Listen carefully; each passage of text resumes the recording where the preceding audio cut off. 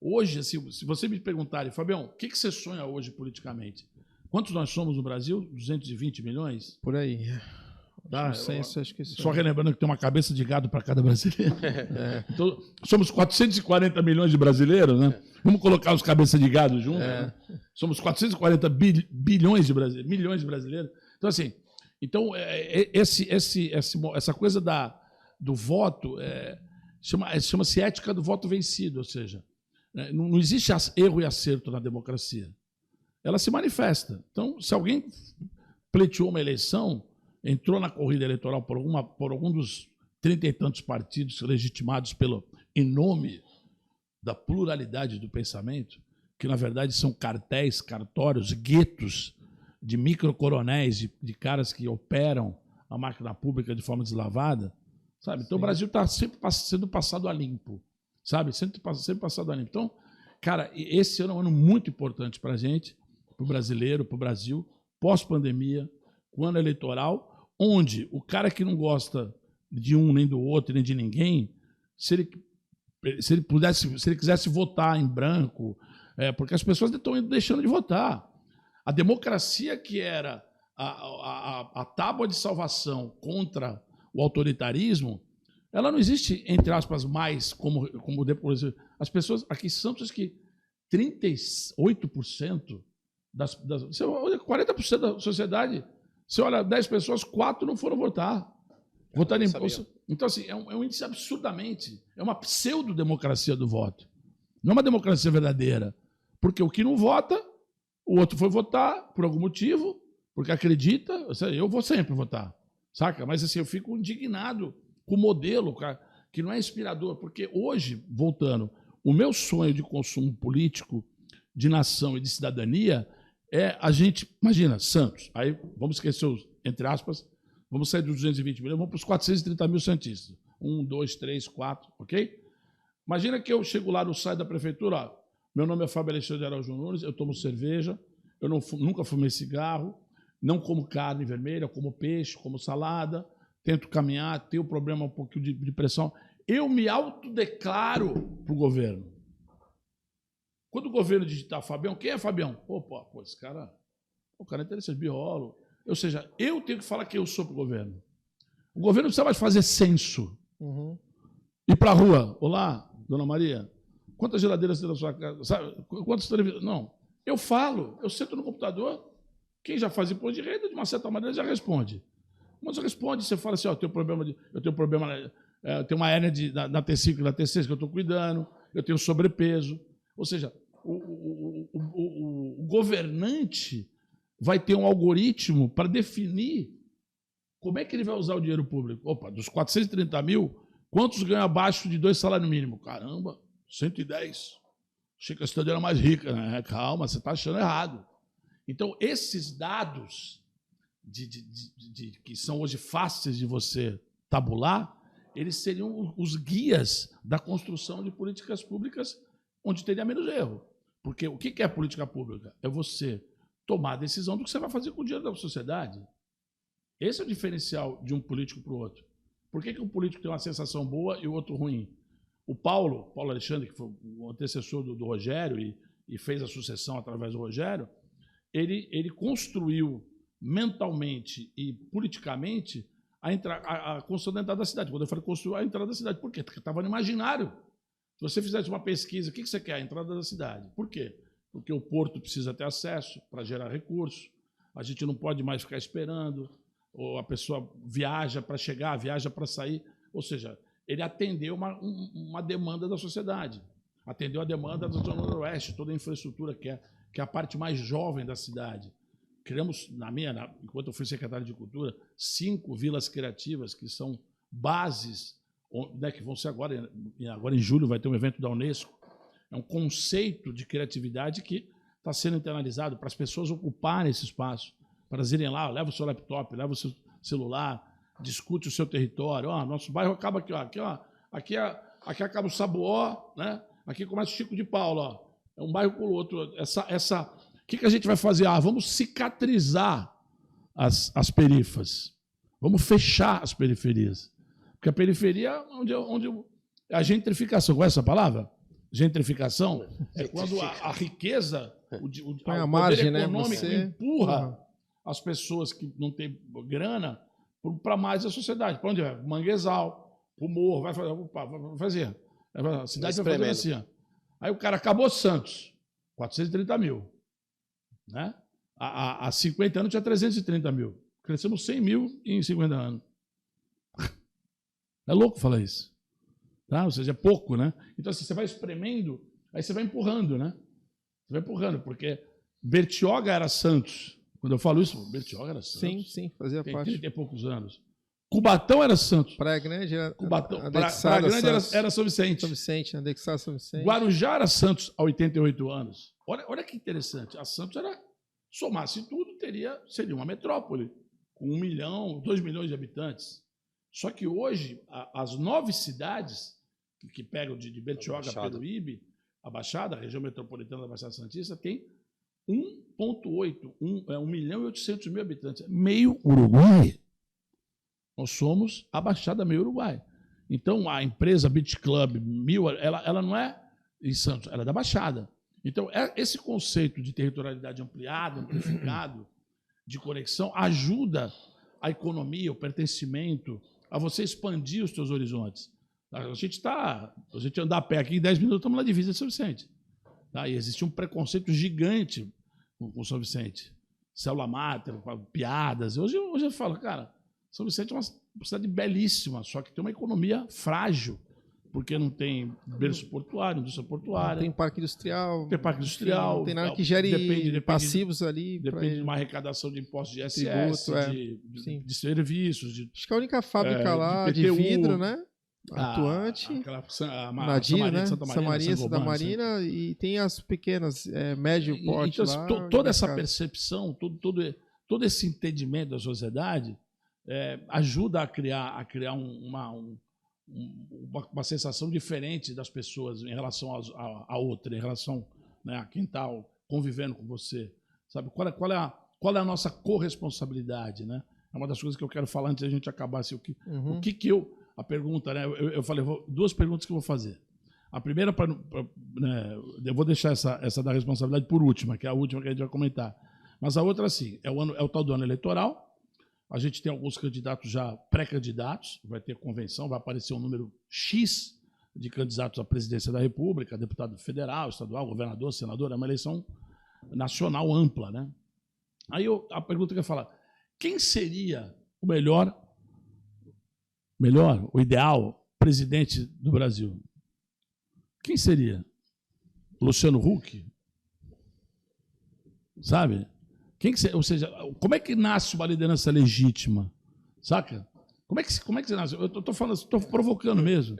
Né? Porque, cara, hoje eu ouvi uma... eu estou fazendo... Vamos ver essas pessoas. Quem que seria? Porque você tem que ter alguma forma... Né? O presidente da Fiesp precisa ser um empresário? Não. Pode ser um líder comunitário. Pode ser aquela menina que eu conheci ela essa semana, aquela Tabata Amaral. Sim. Que é uma menina que por meritocracia chegou onde chegou. Sim. Construiu a vida. Ou seja, então, como é que a gente precisa? Uma menina de 28 anos pode ser presidente da República? Acho que pode. Ela disse que estudou em Harvard, ou seja, teve uma vivência, uma pessoa que tem uma história breve, mas de muita esperança, entendeu? Então, assim, o filho, o melhor presidente que o Brasil nunca teve, né, fazer uma homenagem a ele, o Eduardo Campos, morreu no nosso território. É uma coisa maluca, né? O cara que eu conheci em 2001. É do seu partido, né? O Eduardo Campos foi presidente, foi governador de Pernambuco. A gente ajudou a campanha dele lá em 2006, a primeira campanha dele para ser governador. E em 2014 o avião dele caiu aqui. Você estava aguardando ele lá no Guarujá? A gente estava eu, o Márcio França, o Caio, eu, toda a staff o Walter estava, o prefeito do Guarujá, todo mundo esperando de guarda-chuva. De repente o avião, daqui a pouco vai dar uma volta e vai voltar. A gente vai ali para aquela Casa do Norte, ali na esquininha do terminal ali, né? Sim. No Vicente Carvalho, no Itapema, e de repente acontece o que acontece. Pô, o dia mais importante da vida dele foi uma noite anterior que ele estava na bancada do Jornal Nacional, que eu já vi acho que umas 20 vezes essa entrevista dele. Sabe assim, eu falei, cara, o lema que depois que ele morreu, a gente não vai desistir do Brasil. É o lema do PSB. E o PSB não conseguiu criar uma liderança para ficar no lugar dele de 2014 para cá. Ou seja, em 8 anos, tá? Que o Eduardo morreu. A gente não tem uma liderança, tanto é que a gente está fazendo composições nacionais. Tá? Então, assim, eu estou falando isso porque o que tinha na cabeça do Eduardo que eu aprendi com ele, vou falar aqui no Mil no programa com vocês hoje. Ele era incomodado, como eu sou, o que ele chamava de pacto federativo, não sei se as pessoas sabem, né? É só procurar no Google, o Brasil tem cerca de 5.700 municípios. Aí, as pessoas, quanto, Fabião? 5.700. Então, nós temos 5.700 prefeitos e prefeitas, ok?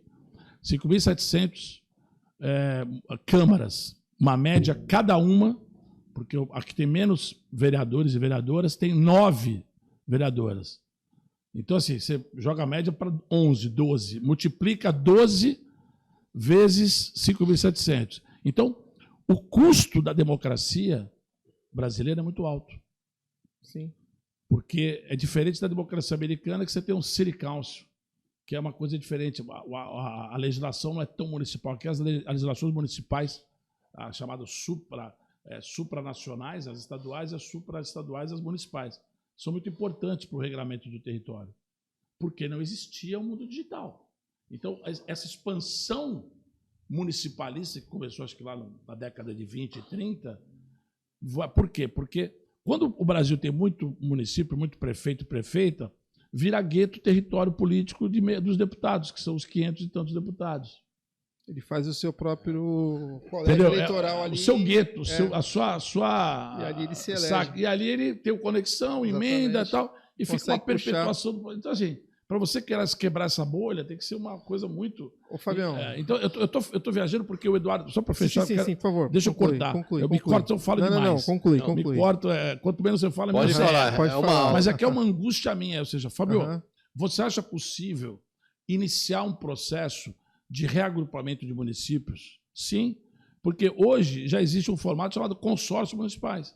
Eles juntam lá uma região metropolitana. Aqui, por exemplo, a questão do lixo, dos resíduos, a gente vai falar isso no final, dos resíduos do nosso território aqui, das 9 cidades, tem, acho que das 9, 7 cidades contratam a mesma empresa, Sim. que é a Terracom, que é uma empresa que se desenvolveu a partir da tecnologia, do beneficiamento e da evolução da recepção do lixo da sociedade. Da destinação correta. Para ter uma destinação dentro da legislação. E estão sempre evoluindo, estudando, ou seja, então existe um parceiro empresarial importante para um dos grandes desafios, porque a cidade não teria como, né, você criar um curso público, ter pessoas... Você tem que ter uma agilidade de gestão, e essa conexão do primeiro setor público, com o setor empresarial, quando você tem territórios amplificados, né, assim, maiores, você tem uma forma mais, eu acho, menos, como é que fala, comezinha, menos individualizada, que é a negociação da microcidade que tem 9 mil habitantes,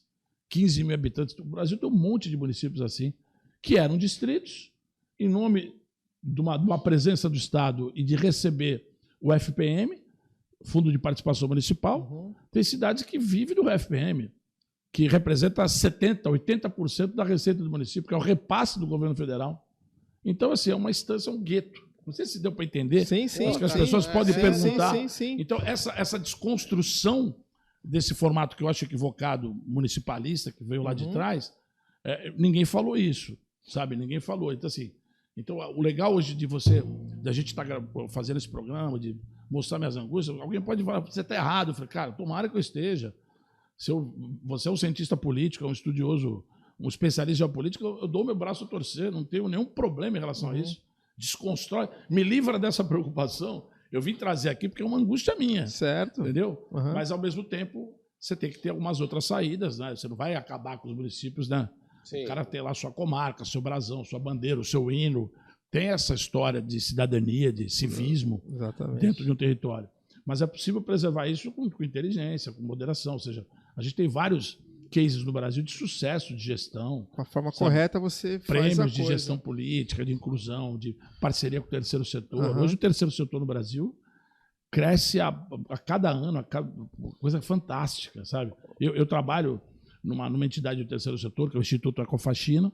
Sou um parceiro, sou um co-criador, cofundador do conceito que o biólogo William Shapps, meu amigo, meu irmão, junto com a Luana, Thierry, o Marcião, vários biólogos juntos criaram uma necessidade de fazer um contraponto ao descarte regular. Porque como é que pode hoje o cara...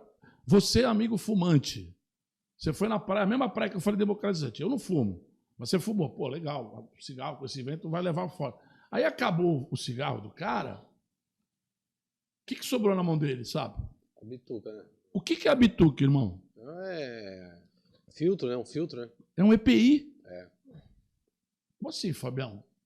Pra você não queimar a mão. A bituca é um EPI. Você não queima. É louco isso. Queimar o dedo. Você não queimar o dedo, não queimar o lábio, filtrar os componentes danosos à saúde com potencial cancerígeno. Aí no final que o cara acabou de fumar, ele pega a bituca. Enterra. E descarta no chão, descarta na praia, cara. Parece que ele nunca recebeu no algoritmo dele uma imagem de uma tartaruga mordendo um peixe. Meu, parece que o cara tá insensível. Isso é coisa de ambientalista. Eco-chato. Eco-chato. Já fui. Abraçadores de lagoa. Eco-chato. Biodesagradável. Eu falei, não, gente, é critério de vida. Eu tenho que abraçar alguma coisa. Entendeu? Então, assim, hoje você está pensando... Mas como é que resolve uma situação dessa, então? Do quê? O cara tá na praia fumando, porque a praia é permitido fumar. Pô, de duas uma. Ou ele traz um potinho daqueles... Sabe aqueles potinhos de... Latinha? De Danone? Latinha de meia. Da latinha, se ele colocar dentro da latinha, é menos mal. Porque a latinha vai ser derretida. Hoje, só para você ter uma ideia, tem que falar o lado bom e o lado ruim. O lado bom é... O Brasil... Ouve o que eu vou te falar. Olha o paradoxo. Campeão mundial de reciclagem de latinha de alumínio. Aí você fala, nossa, que povo consciente. Aí que você se engana. É, o contrário. Ou seja, a latinha de alumínio tem um valor agregado que as pessoas que estão em condição, em situação de rua, né, pelo amor de Deus, não vamos falar nunca morador de rua, ninguém é morador de rua. O cara pode até querer viver na rua, mas não é mora. A rua é de todo mundo. O cara está em situação de... Eu acho mais carinhoso. Porque está no momento social. Momento de liberdade, momento de transgressão, não sei, momento de fragilidade social e tal. Mas ele está ali. E o Estado vai cuidar desse cara, porque tem que cuidar. E ele está hoje fazendo um trabalho incrível, esses caras que passam recolhendo. E hoje 1 quilo de latinha de alumínio vai a 8,50. Um comprador de um depósito desse, sabe, vai pagar 8,50, vai vender por 13. Estou dando um exemplo assim, da cadeia de reciclagem. Então, assim, tem tanta coisa para a gente mexer, sabe? Tem tanta coisa para a gente, sabe, sacudir a sociedade, falar, meu, vamos fazer a nossa parte, galera, vamos, sabe? A minha missão é bem essa hoje. É esse trabalho de educação ambiental, né? Vocês perguntaram o que eu estou fazendo hoje na Unisanta. Eu saí das aulas porque eu tive até uma indisposição no começo do ano com alguns alunos, porque a minha linguagem, talvez, para o público que eu estava trabalhando, não fosse adequada. Os alunos hoje, eles têm uma postura, eles não querem reinterpretar, né, a tua fala, eles querem te anular. Te julgar. Não é todo mundo, não estou falando dos alunos, algumas pessoas, sempre existiu isso. Tá? Só que hoje elas estão empoderadas, faz um boletim de ocorrência, usa a polícia, cria um fato, cria um excesso, uma interpretação, sabe? Isso é muito ruim, porque as pessoas sonhadoras, elas são diferentes, elas têm tanto é que elas são tão sonhadoras que às vezes elas não aguentam e tiram a própria vida. São pessoas tão sonhadoras que às vezes elas falam, cara, por que eu estou fazendo aqui? Eu consegui chegar até os 56. E eu vou falar, chatos, eu não vou me matar tão cedo. Tá? Não, fica tranquilo, e o Fabião estava com uma conversa esquisita. Liga para um terapeuta. Não, eu CVC. Não vou, porque eu falo, cara, a vida é a maior dádiva que, né, até os 26 anos eu não aceitei Deus. Eu só acreditava em ligação peptídica, oxirreduções, só em química. Num determinado momento eu falei, Fabião, você tem que ter um negócio aí. Vamos abraçar esse Deus que ele é legal pra caramba. Então até que eu não tenho religião. Eu não tenho religião, eu tenho livre trânsito, passaporte, pode eu quiser entrar se quiser. Olha, eu não sou da sua religião, mas eu quero conhecer a forma que você reúne a pessoa em torno da fé. Porque é religião, reunião. Sim. Né? Então, assim, se você é da fé Bahá'í, que é o pessoal que veio lá do Nepal, dissidentes, né? Se você é espírita, se você é do candomblé, da Umbanda, ou seja, nós estamos num momento muito interessante de respeito às manifestações humanas de pensamento, de manifestação de fé, as manifestações do amor. Hoje, né, as pessoas têm aquela série de letras, que representam, né, todas as modalidades, né, as condições do amor. Né, não é orientação, não é condição. Você vai, como é que você quer amar? Você quer amar, ama. Ama toda hora da forma que você acha melhor, entendeu? Transforma o teu corpo com tatuagens. A body art hoje ficou incrível. Eu sou apaixonado, estou fazendo um gancho, assim, uma pincelada. Uma salada porque legal. É incrível isso. Nós estamos num momento de livre manifestações do amor. Você tem que entender isso. Você pode não gostar, mas você não pode ter preconceito. Você tem que respeitar. Então, quando essa linha do respeito, ela de algum lado, ela estoura, aí ela cria uma tensão. Ela deixa de sustentar a sociedade e isso vai fragilizando. Aí você tem que reconstruir. Vamos ligar. Então, gera assim, conflitos. Hoje eu estou trabalhando na área de educação ambiental pelo Santa Cecília, pela Unisanta, junto ao Instituto Ecofascina. Então, trabalho de juntar segundo setor com o terceiro setor e trabalho na Prefeitura do Guarujá, como você falou, na área de políticas públicas, que é uma coisa que, de verdade, eu sou apaixonado. Me sinto absolutamente em casa. Essa travessia diária do Atlântico me faz um bem terrível. Assim, cada pôr do sol, cada dia. A gente é privilegiado pela nossa costa. Incrível, é tão incrível, porém existe Deixa uma. eu parar de falar. Eu vou te ter.